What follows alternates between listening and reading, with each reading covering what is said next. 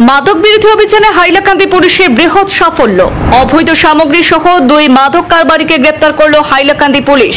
হাইলাকান্দি শহরের নিকটবর্তী রাঙ্গাউটি তৃতীয় খণ্ডে অভিযান চালিয়ে সাফল্য লাভ পুলিশের। হাইলাকান্দি পুলিশের মাদক বিরোধী অভিযানে সাফল্য লাভ। এই বিশেষ অভিযানে লক্ষাধিক টাকার হেরোইন বাজেয়াপ্ত করা হয়েছে।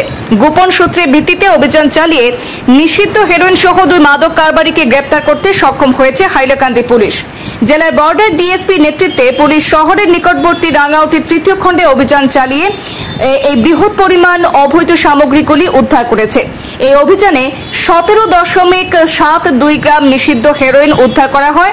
অভিযানের সময় 2 অভিযুক্তকে গ্রেপ্তারও করা হয়েছে। তারা যথাক্রমে শাহানুর রহমান বড়ভূইয়া এবং এসকে মোহাম্মদ রফিক আহমেদ, এই দুজনকে পুলিশ গ্রেপ্তার করেছে বলে জানানো হয়েছে।